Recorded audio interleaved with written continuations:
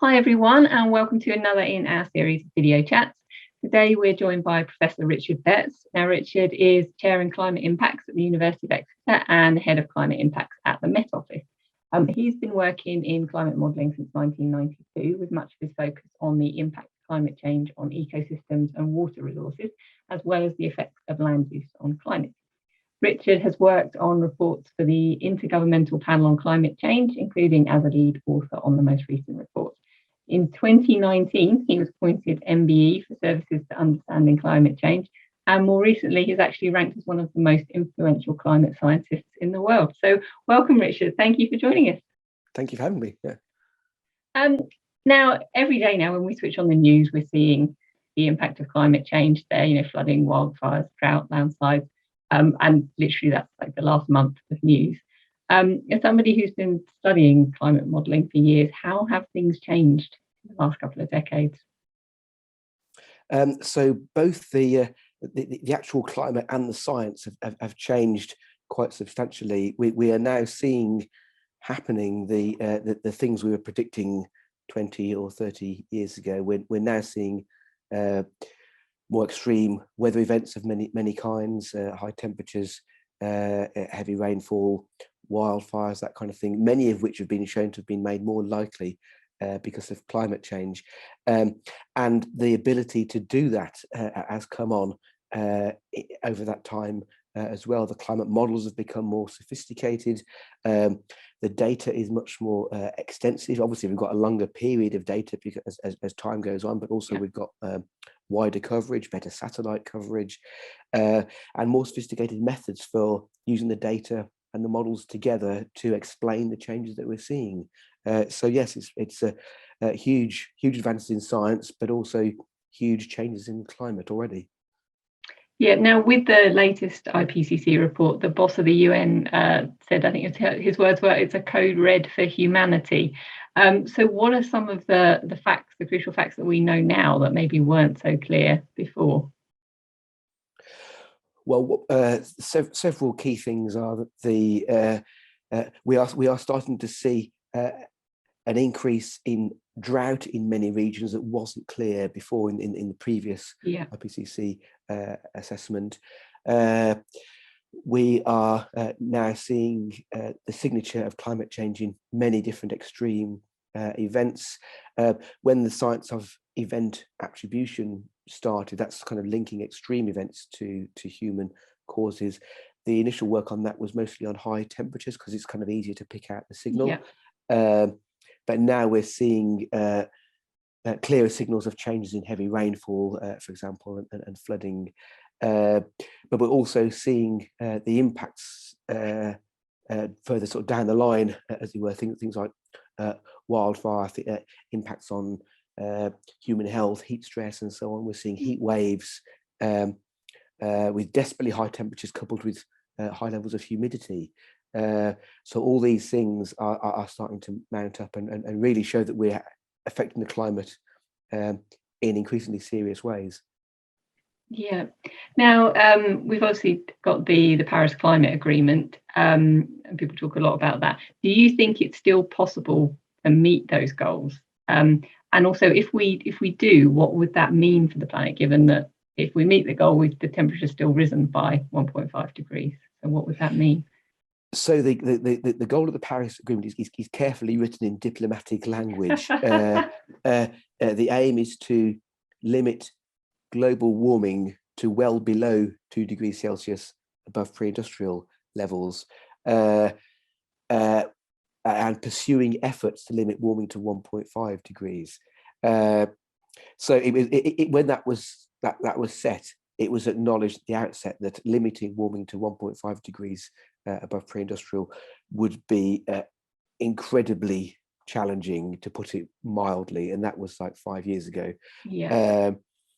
Bearing in mind that we've already warmed the world by over 1 degree Celsius already, like 1.1, 1.2, depending on exactly which data set you use. So to limit warming to 1.5 degrees itself is going to need massive emissions cuts starting now. And that's been the case for several years. So the longer we put it off, the harder it gets. And we are also, to some extent, at the mercy of the climate system that we can't predict perfectly or even control perfectly. We can make predictions of or estimates of the level of warming as a best estimate that would result from a certain level of future emissions, but we can't predict it perfectly. So all these carbon budgets for staying below 1.5 degrees warming are with a certain level of probability, like 50% or 66% or something. So it's now widely recognised that there's a very substantial chance that we're going to exceed 1.5 degrees warming, at least for some decades, if it's possible to bring warming back down below.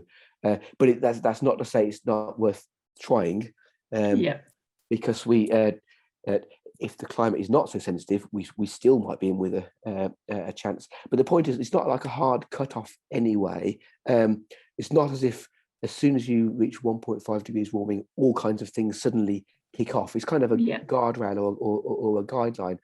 I like to think of it like a speed limit on the motorway.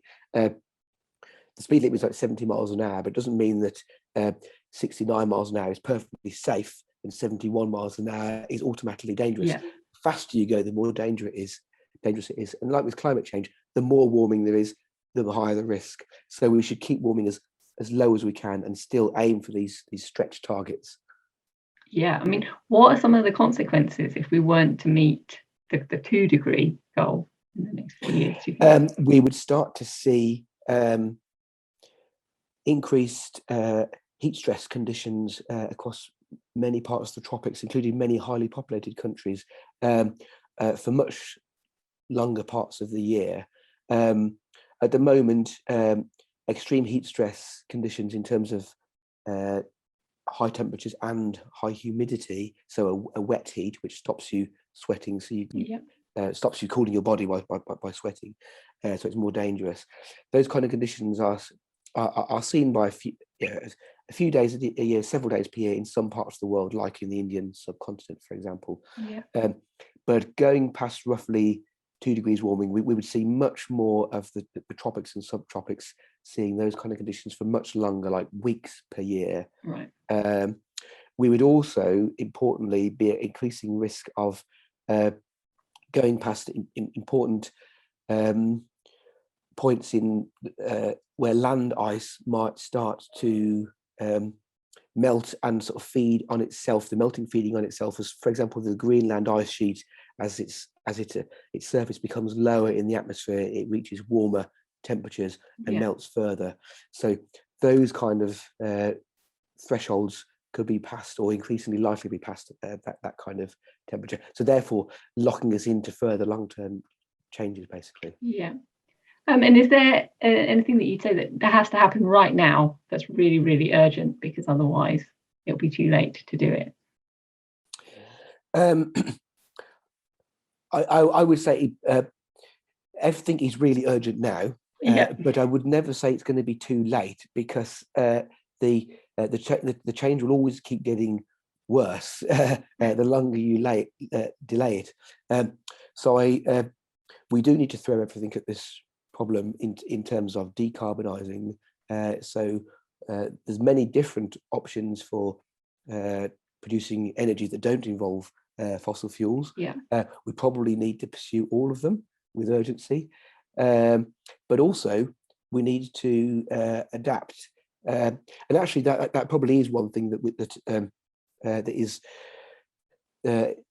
You could say that it'll be too late if you don't start adapting immediately, because you'll then start to get the big impacts coming in that would have otherwise have been avoidable. So building more flood defences, or making homes and other buildings more resilient to high temperatures. There's a lot of things that we should have done already, frankly, that we've not done.